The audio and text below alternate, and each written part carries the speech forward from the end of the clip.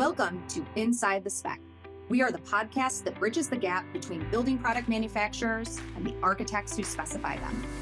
Each episode brings you unfiltered insights into how architects find, evaluate, and specify building materials. I'm your co-host, Megan Kavinsky, and CEO of Point to Point. We're an advertising agency focused in securing the architect's spec through results-focused marketing.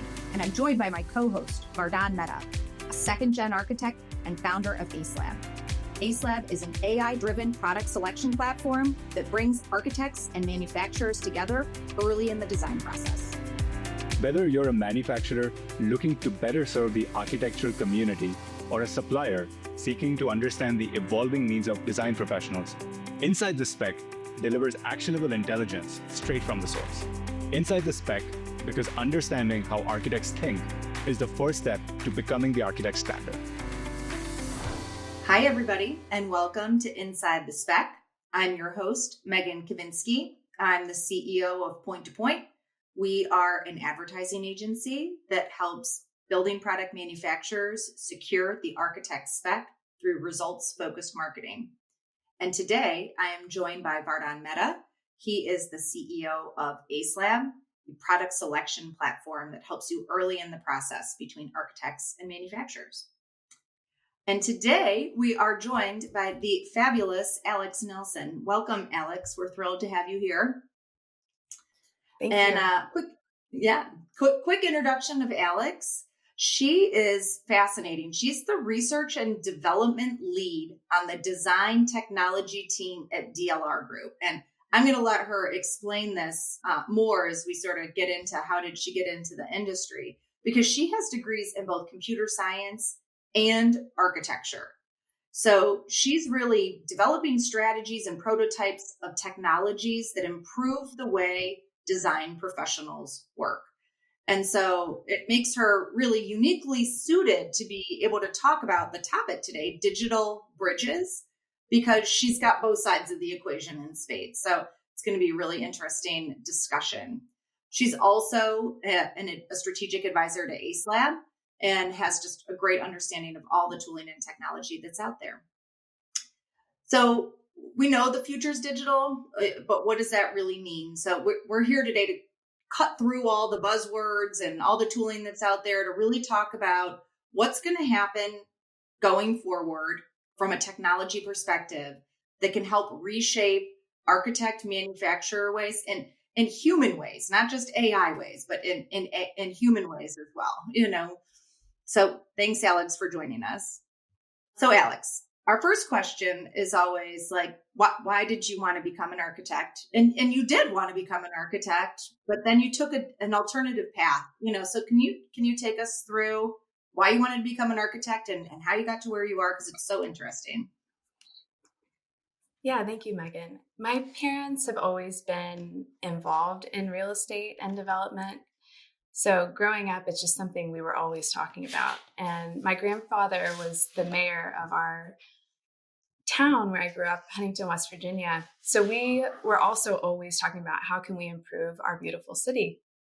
My dad and his business partner would buy buildings that had often been sitting empty for years, and they'd turn them into something really beautiful again and give life back to the street. And I just saw the way that businesses would start to pop up around them and how, it really made a huge impact on the city and the way people felt about it. And it just seemed to make people's lives better. And I noticed that's what architecture could do. I think, I did take a bit of turn in my career.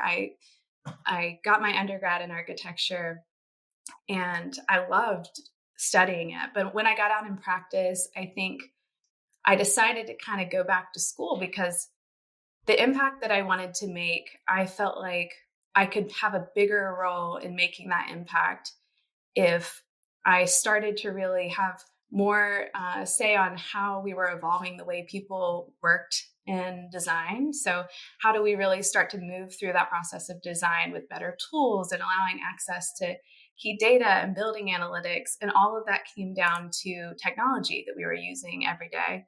And when I really started to notice that, and also I actually was in the 5th year of that degree, my undergrad, was an Autodesk funded program. And we worked a lot with Dynamo, and we were scripting and doing these things that I never related to architecture. It was very much tech heavy. But I was realizing we were creating automations for locating views in cities, and how do you create value to certain spaces in a tower based on where that space is located in the city. And it was just things that really put a value to architecture and to space in a way that I felt like, okay, this can make an impact. And that's kind of why I went back. I got a degree in computer science and architecture, and then ever since I've been working on those technologies at architecture firms. That is fascinating. Have you ever met, are there a lot of people that have this same career path as you, or are you unicorn Alex Nelson? Yeah. The way that technology, and obviously the buzzword, AI, is just making an impact in the industry and in what we do, the more that people are wanting to apply it to every industry, and architecture is, of course, one of them. So the more and more popular it's becoming to really try to apply, whether at DLR Group, where I work today, we have a data science team. We have a data engineer and a data scientist, and we have folks that specialize in GIS and things that really weren't something that were very popular. You really couldn't find 5 years ago. And today it's becoming such a valuable asset to the firm. So I think the practice is changing dramatically. It's slow to change, certainly, but I think that, there are more and more people that do align with me in different ways.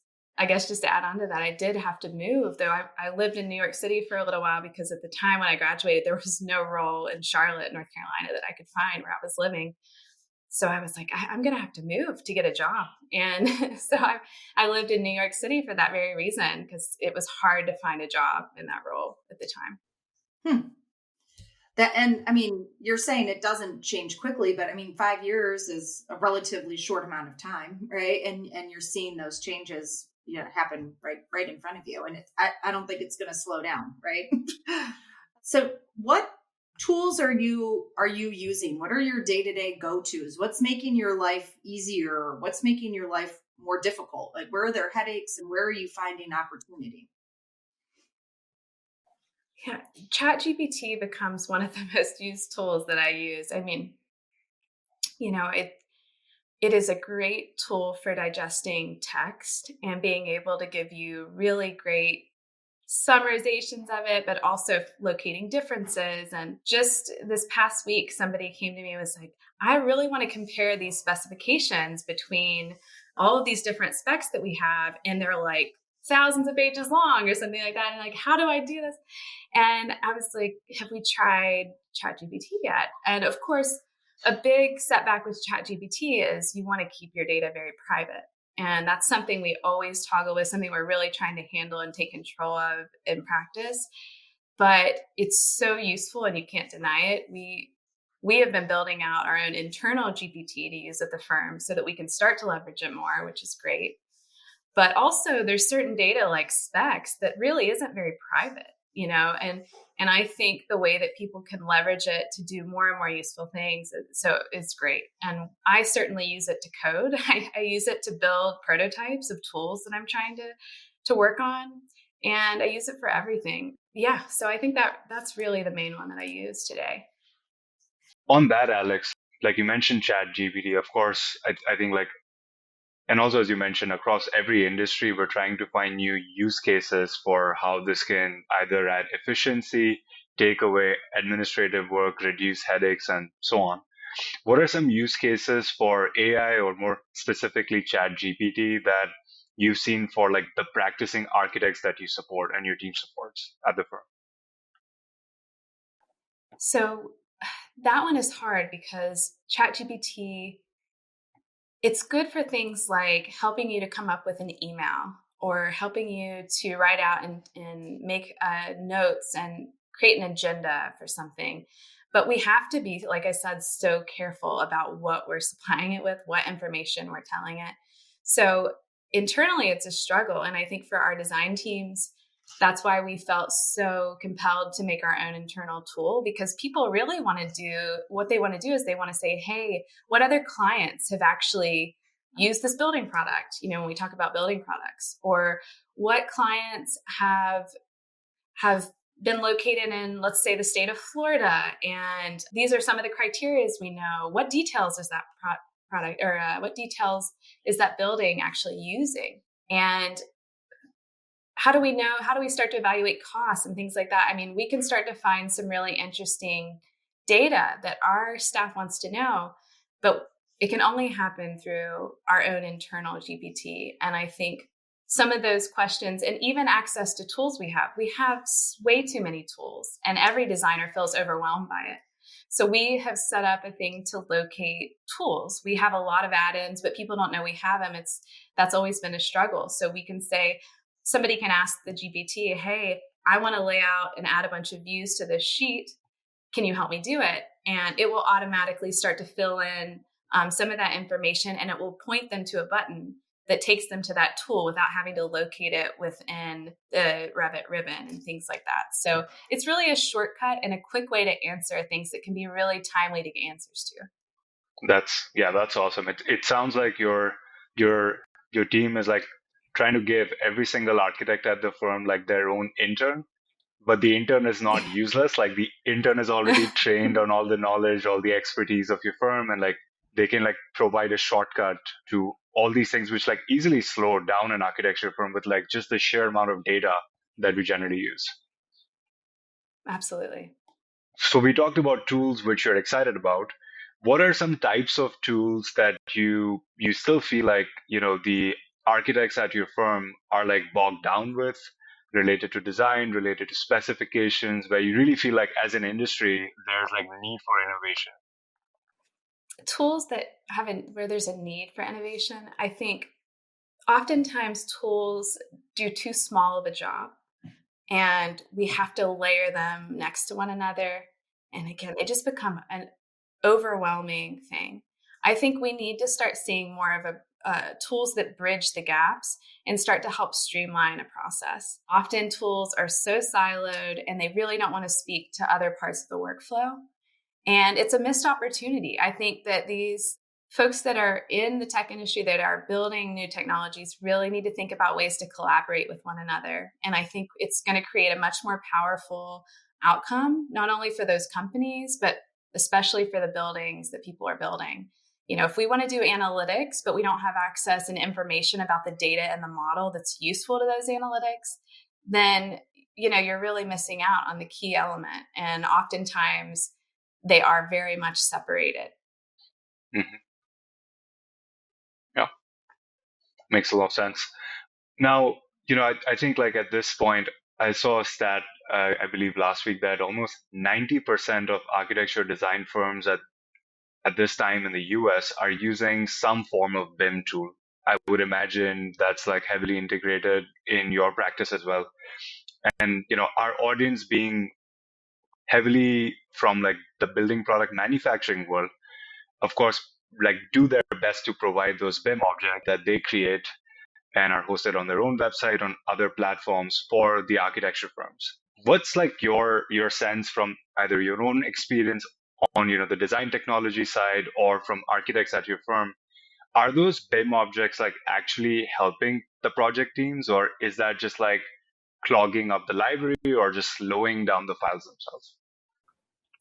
They often become a pain point for design teams. I would often sit in a role in BIM, right, where we're almost the help desk for architects, especially like when I started out my career in design technology. That's really what I primarily did. And a lot of those tickets, we would jump into the model. What's going on? Why is this model ballooned in size over the last couple weeks? And it's running really slowly. Well, we'd come to find out there were families added from manufacturer websites that were extremely large in size. And they were, let's say it was a chair for an office. And those offices are all throughout the project, and it would add a tremendous amount of weight to the project. And it would take a lot of time to sync models, and every layer of the process got slower. Not only were the families often very heavy in size, but oftentimes they were very nested. So you'd have so many layers. And I think it's because from a manufacturer's standpoint, they're just trying to build out things that can scale for them. So if they want to build one component, they can add it to something else. So my understanding and assumption is that they're building these things just from their standpoint, which is scalability of actually building the family. But when it comes to the architect side, we need something, that's really small in size, that's really efficient, that just has the data that we really need. The other issue was always that the parameters they were using were very different from the parameters that the standard families would have at each architecture firm. So when you'd go to schedule something like a window and you had your window schedule, those parameters would not fill out properly, and the person would have to go back and have somebody rebuild the family to have the correct parameters to match what you have internally. So it just was such a headache always, and it was very time consuming, and it was definitely something that really always really caused problems for us. It's really ironic, like the thing which manufacturers invest a lot of time, effort, and dollars into to be a resource for architecture firm ends up sometimes actually being a liability, and then it's actually like leading to a lot more work for the architects. Just on that point, like what feedback, what advice do you have for manufacturers that are hearing about this for the first time? They're shocked and they're thinking about like what can they do to be a little bit more advanced or be BIM friendly for architecture firms in terms of like, the resources that they make available. Yeah, I think it's important to really consider everything about who's going to be using the content that you make and how the full workflow, not just that it ends with, here, we're delivering this for you, you can add it to your models. Trying to get feedback from design teams, I think, is really critical. But also, I think trying to leverage, when I talk about the bridging component, like how do we start bridging technologies? Of course, I have AceLab in the back of my mind, but somebody like AceLab that is building out a way for people to access products, I think is the perfect place for people to start streamlining their products in a way that they could talk to somebody like AceLab and say, hey, what are you hearing from other folks? How can we build out BIM objects that can streamline into their schedules? So then if we're all on the same page and we're all doing a similar parameter, people can know what they're going to get right out of a product like that. I think working with other manufacturers, it seems like the opposite of what you want to do. But if you're all doing something different, it actually creates a headache and makes people not want to use some of the things that you're building. So it's an investment that's really worth putting into, is streamlining that workflow. So how has your product research process changed as you've seen these evolutions in tools? Like you have AceLab now, right? And you also have the ability to use ChatGPT or other AI tooling. Like where are you in the evolution, and where do you see it going in from a product research perspective? And your question is really about product research? Yeah, it was more like because you used the example earlier of ChatGPT and like, hey, give me a comparison here, or you're saying, you started with BIM to AceLab, but then when you're talking about AceLab, you're also talking about having all of the different product opportunities within it, right? So how is this rise of technology influencing how you go about the product selection and the research process, really?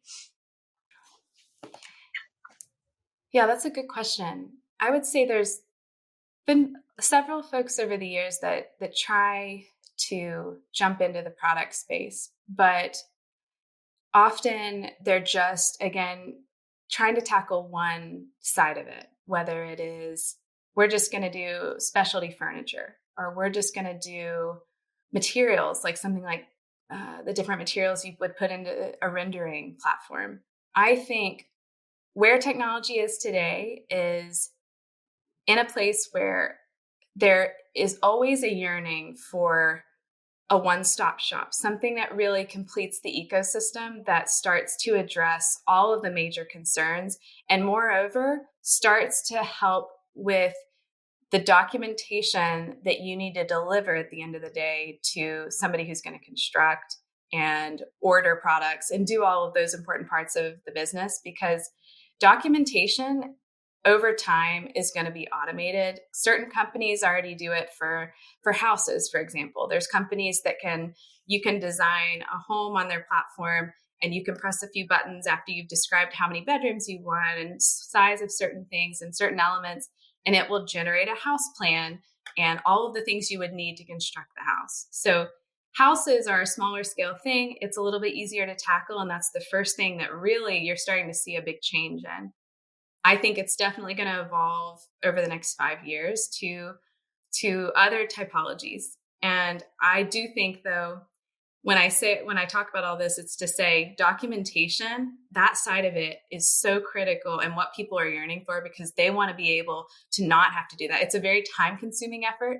Designers and architecture firms want to spend more time being creative and talking about the programs that they specialize in. If I'm somebody in healthcare or K through 12, I know my client, I know their needs, and a chat GPT could never fully grasp what I know from my experiences of that. And we have to, as humans, have to lean into what we're good at. And then you let the technologies take over at what it's really good at, which is productionalizing, and creating documents that we need. Mm-hmm. Where are you still struggling the most with documentation right now, even with the evolutions that we've talked about? Where is it still really painful for you that you're eager to see go away?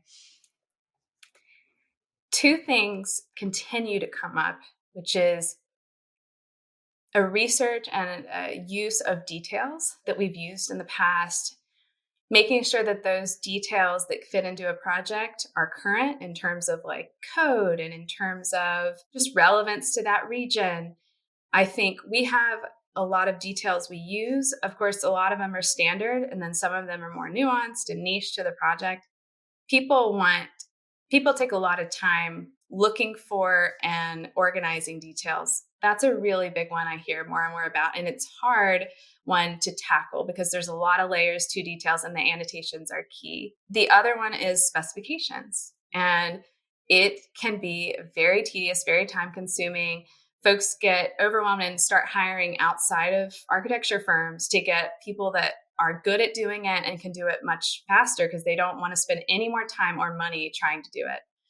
And frankly, as designers, I think there's too much put on designers' plates. It's like, hey, you should know how to design buildings. You should know how to put together construction drawings. You should know everything about all of these different types of buildings. You should know about HVAC systems, even though you're not designing the plans, but you should know everything about it to make the building make sense. And then we also want you to know how to do specifications. We want you to know how to put together details. We want you to know everything that everyone else has to know, just for the purposes of building out your drawings. And I think it's a little unfair. Mm-hmm. And I think people need help in those spaces. You're making me really glad I'm not an architect right now, although I will say we sort of feel similar, like similar parallels to marketing, because there are so many different channels and ways of doing things, but what about how often are you seeing that just on the details? This isn't as much on the technology or side of where been talking, but I think it's a pain point. You tell me that you try and get to those details and manufacturers are inconsistent with their own details. Are you seeing that, still on your side, or do you see manufacturers getting better at that? Because we've heard from others that it's frustrating that the manufacturers themselves are not keeping the data. And I wonder if there's ways that they could be doing that using technology, more fluidly in how they're creating their own documentation. Yeah, that's a great question. And to be honest, I don't sit in that side of it as much anymore, where I'm really getting those details, I'm integrating them. But what I do see is folks get, again, just like getting a product, they get a detail online from somewhere because they need it. And there starts to be a conflict in some of the details that are existing and are standards and some of the ones they're downloading. And I think there's also a misconception, or can be, that this detail makes sense for my region and it doesn't. Maybe there's something that kind of goes against the code in that region. So I think the way that manufacturers are also thoughtful of the expectation on the other end of those, which is that people really need to follow code. They really need to know regionally where that detail is going to be used. So starting to have like a drop down so people can start filling out how they're going to use it that's specific to their building could help to really streamline that process and make them want to use that more and more, because they have that trust. They can build that trust that I don't think is there today. That's such a great point. I mean, and I do feel like it goes back to your rant about all the things that the architect or the designer needs to do. And I feel like sometimes when you go on manufacturer websites for details, for BIM families, you will see a laundry list of 200 like line items that you can download as an architect. And I think sometimes the expectation from the manufacturer is like, well, the architect will know which one to use. And it might be that there's four different regions or by the climate zone, but it's such an easy place for the architect to get totally baffled and just not know which one to actually use. And for that manufacturer, like there's an outcome there. Like, the architect will just not trust the manufacturer if the resources are not easy to, to filter or to organize or know which files are actually the most relevant to that. I do want to, go back to your point, which is I feel like it's really interesting. You mentioned that from the architecture firm standpoint, you see room for innovation with details and specs, which are like the two tools or languages in which architects and manufacturers usually, they tend to communicate. And there's opportunities with AI, with other technologies, with automation, of course, for efficiency gains for architecture firms to not have to do what we generally do right now with both details and specs, which is to copy paste. Like we just go and see what we've used in the past. We bring that over, and when in the project it leads to a problem, then we troubleshoot. If there's no problem, we just hope that there won't be any problems. But especially as it relates to AI, one thing that in our industry has been very visible and has been a concern is the hallucinations. You can go on ChatGPT. Unless you train it on the right data yourself, you're relying on like its own sources, which you may or may not be able to figure out by yourself. And so what are some strategies that you would recommend to, say in this case, manufacturers, to make sure like for their resources, how they're being sourced, how they're being parsed through, identified by AI, they're in good shape? Yeah, and your question is really around, if I need a detail on a spec, how can I source that? I want to make sure I'm understanding the question. Yeah. Maybe I'll rephrase that. So now with AI, you like as an architect, you can say, hey, help me with the link for a spec from XYZ manufacturer, and then if it has access to the source, it'll go there and it'll try to find that file for you, or at least a link to that file. What could be ways, just from like a digital standpoint, that manufacturers can de-risk, just like we talked about with the filters? What might be some ways that manufacturers can make those resources more easily digestible for AI and therefore for the architecture firms? Yeah, that's a great question. One of the things that I have found that tends to work well in the design field is people love, and really for any industry, people love things like tags. So, and like we talked about filters, starting to tag your resources with specific data points that are really critical to how they're going to be using it is so key. And those tags are searchable. You can use it as a filter. You can use it in a lot of ways. I think that right off the bat is one of the best ways that you can help a design professional try to locate the details and specs they need. The other thing is just thinking about how all of the pieces connect, and how do you start getting to, if I'm a manufacturer and I've got a product, I have to think about the full life cycle for that product. And I need to think about if I'm going to start leveraging AI down the road, I don't want to just find the product that makes sense for me. I want to find the exact details I need. I want to find, how that would integrate in my specs, and I want it quick. Everything can be found quickly and can be documented in a way that is digestible for folks. And I think people want access to information fast because they know it's possible. And I think there's no one better situated to offer that to folks than a manufacturer themselves or someone that could help align their data to getting access to that data. So I do think just creating a search engine with tags, easy ways to find it, and making sure that it's a one-stop shop, that I'm not just giving a product and I need to dig in on the website and go in another link just to find a PDF that I need to download that I need to then give to a spec writer to incorporate it into specs. Like, that's absurd. No one wants to do that. And it's such a tedious process, and it's part of the cost of using your product. So I don't want to pay for that side of using your product. I want that to be done for me.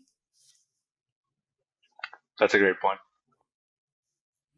Yeah, I love it. I love the whole, making sure that the content is streamlined, easy to access, and, it in general, the way across the internet is way less gated content, way more just easy access to friction-free, especially from the architect perspective, so I'm really trying to help our clients be more comfortable with the fact that architects will raise their hand, when they're ready to talk versus needing to share their email address, to access highly relevant, important content, right? Yeah.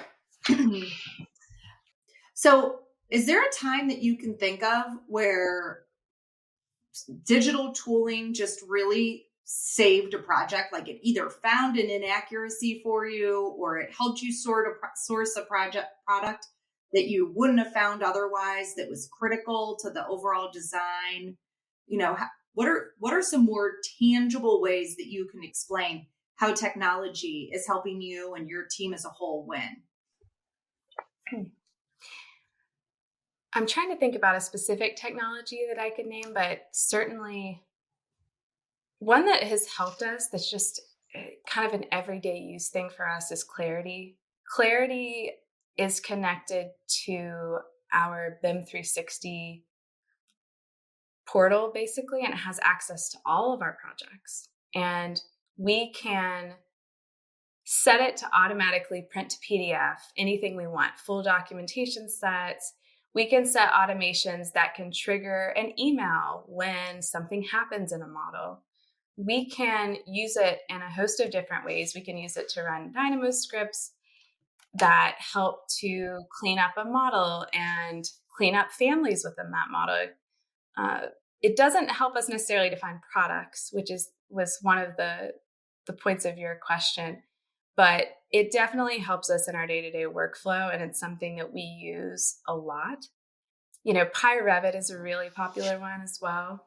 PyRevit just has a lot of tools that are easy to access. It's actually free. People love any kind of tool that is free that they can add to Revit that doesn't take a lot to incorporate.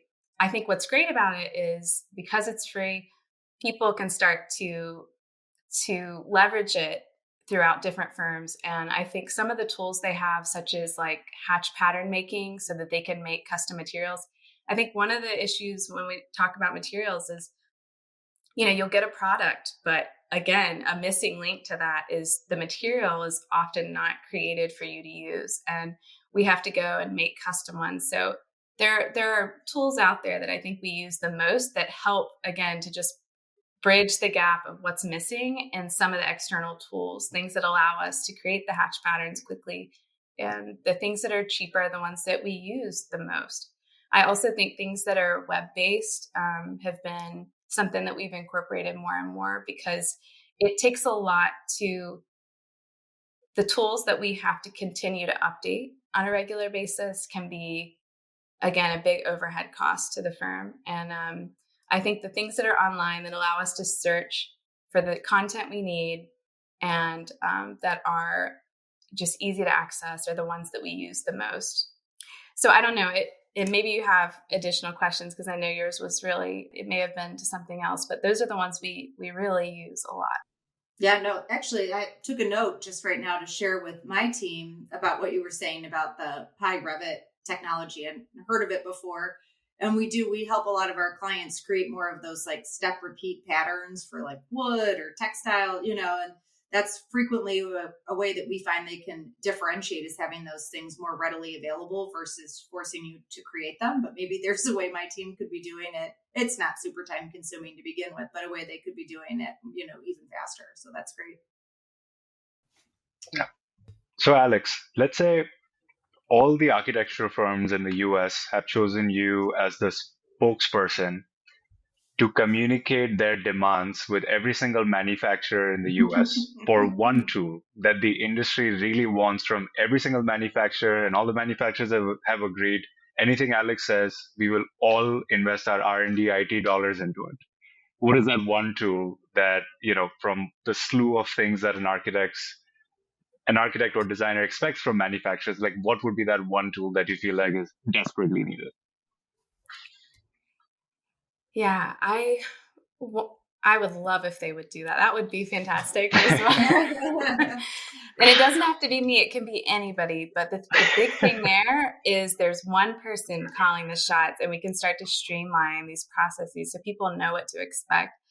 I think we've talked a little bit about some of those things that I think need to be incorporated, which is quick, easy search, filtering by things like size, and boom, I can find anything. Because usually I'm building a model. I already know the size of my window. I want to find all of the windows that happen to be that size. But now I'm thinking about other things. I want the manufacturers now to tell me why their product is so much better and why I should be choosing it over someone else's. And additionally, I think people really want access to information. And I think manufacturers tend to not be forthcoming about cost. They're dying to get on the phone with you and talk to you about, everything and really make that sales pitch. But for me, the product should speak for itself. And if I have to get on the phone, it's a lot of time and I really don't want to do it. I'm going to try to find anyone else to work with because I don't want to sit on the phone. I have enough to do. And again, all the things that architects are asked to do. Now I also have to get on the phone with manufacturers and they have to give me a sales pitch about a product. I don't want to deal with it. So I really prefer, and that's often why you'll find designers will use the same products again and again because they're just like, well, I trust it. It's safe. And I don't want to have to go down that rabbit hole again of finding a product. I don't think that's the case with everyone. So I'm not going to put that on designers. I think they explore and want to make sure they find products that are climate conscious and, are really thoughtful in the products they're using. But I've seen it before where they'll use the same product often multiple times because it's just it's scary. It's always a risk when you try a new product. And I would just say easy search, forthcoming about information. I think we've talked a lot lately about ontology. So we talk about that in relation to BIM data. And I've noticed that I think the industry really wants to go in that direction. Revit is the BIM platform of today, but it could easily be something else tomorrow. And there's a lot of other platforms that people use. The industry is trying to say, hey, let's formalize a discussion around how we talk about ontologies. And we've talked about it internally within our firm. There's just a sense that, hey, we need to be really thoughtful about the parameters we're using, how we define an IFC model, what those spaces are labeled as. And I think manufacturers fall into this in the way that they set up their parameters, the way they label all of their information should be streamlined and should communicate between themselves. So I think manufacturers should get together and actually talk about this and come up with a standard across the board that really helps to make as many manufacturers on the same page as possible. So yeah, those are some of the things that I think are key. And then the last would be what I mentioned before, which is I don't just want the product. I want all the information I actually need all downloaded in the same place, maybe in a zip file or whatever way I'm digesting it, but I need any details related to it. I need a specification. Even if I need to change it a little bit, I just want you to give me your best effort at giving me a spec related to the product. And I want a 3D model that I can bring in to my Revit model or wherever else. So that's some of what I think people need.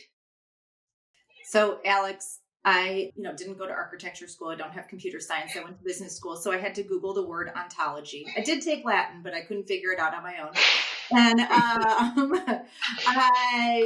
I think if you could go back and talk a little bit more about that, because I think this is an area that a lot of manufacturers actually, when I started in the industry about 10 years ago, and from a marketing perspective, it was like, we heard that a lot of architects did not want prescriptive systemization or prescriptive recommendations from manufacturers about complementary product or other products that are tangential to theirs or complementary, or I'm trying to say ontology and not using the right words to describe it. But if you could go back and talk about what you're looking for from manufacturers more specifically from that perspective, I think it would be helpful.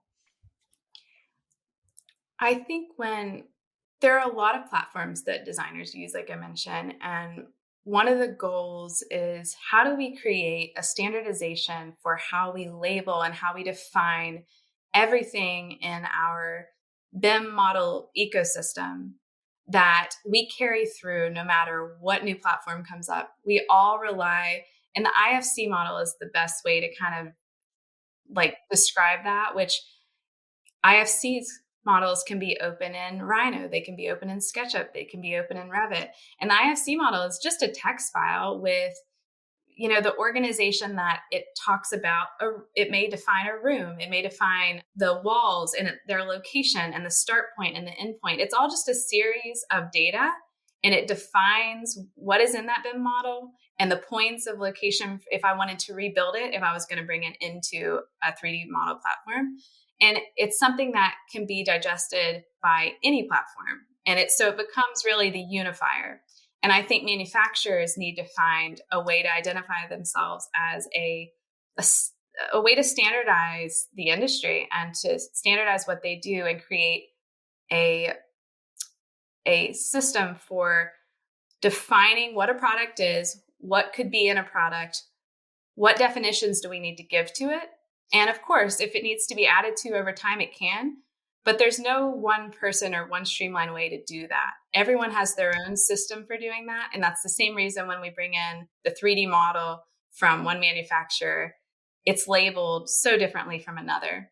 But at the end of the day, if we really want to make products and make buildings that improve people's lives, that make our buildings actually a lot more climate friendly and that can save money, save time, save a lot of things, we have to incorporate that data in a way that we can start comparing one to the other and start making sure that if we have the cost and we can get this product, we need to use it because it is best for the environment, or it is the most cost effective for our specific client.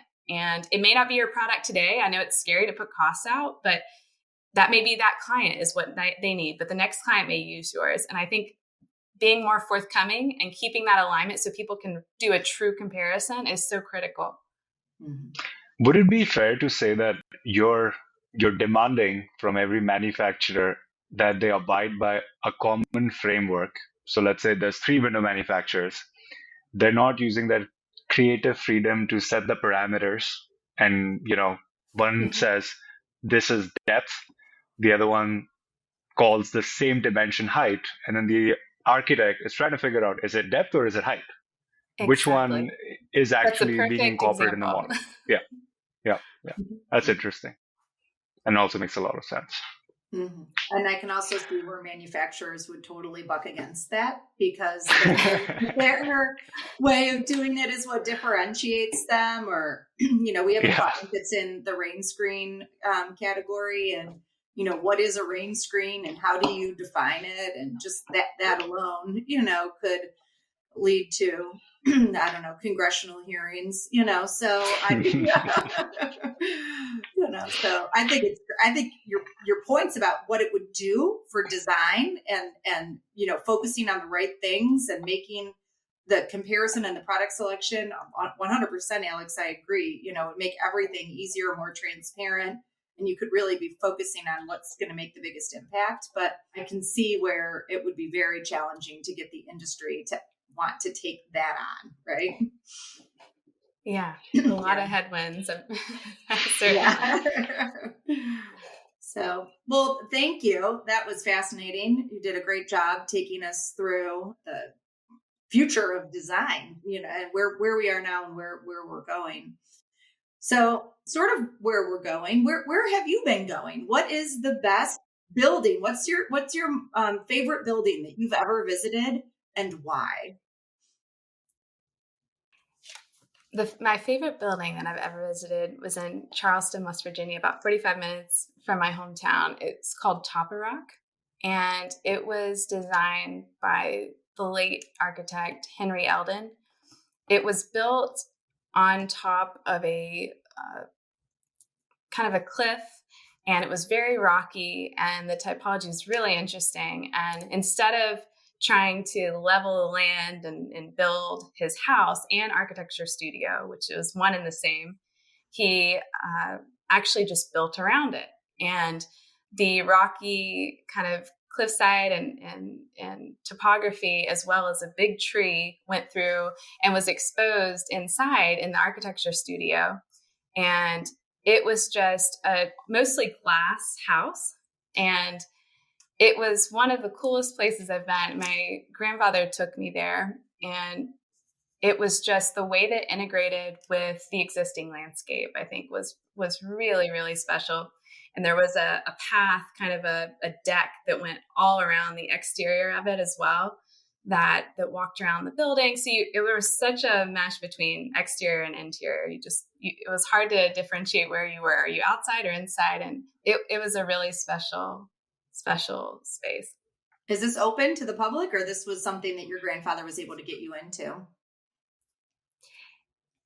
I think they used to do some tours of it. Mm-hmm. Unfortunately, it was actually, I believe it's been torn down since, which is so sad. It was, I think, nationally recognized. And it was also, there was a whole episode, I believe, on Holman Garden at the time. I think it was built in 1968, and they did a whole special on it. I mean, it was really something, and they would have big parties there and really special events, but they had a hard time maintaining it. And especially after Henry Eldon passed. And when I went, it was actually just before they were thinking about tearing it down, because they couldn't find anybody that would invest the money needed to maintain it. My grandfather bought for me that day a desk that I thought at the time Henry Eldon had designed and built, but later, I gotta look at it too, I'm sitting at it right now. We found out it was actually a Herman Miller, original desk that, it was a really cool desk. And I think they said, oh, okay, we'll sell it to you for $100, and I was like, at the time, I'm like, that's a lot of money. Okay. Are you sure? Thank you. And, I've had it for years, and just recently, my husband and I were putting it in our new house, and he said, oh my gosh, Alex, this is a Herman Miller desk. This is not, yeah. And we're like, oh, that's wild. But it was such a cool place. And it's so sad that it was torn down. I drive through Charleston, a couple times a year, usually going down to the beach, or we have family in Charlotte. And it is such a unique city. I love driving through there. It's really beautiful. And I can see where a house like that would have been a really special piece of architecture, within the community. So that's a bummer that it's gone. Because I was like, can I stop? We usually stop there. I wish. Yeah. It overlooked the Kanawha River, which you probably drive right by. So it would have been really close. I wish that you could go see it. Yeah. Well, thanks, Alex, for joining us. And thanks, everybody who's listening, for tuning in today. That concludes this episode of Inside the Spec, and we hope you join us again soon. Bye-bye.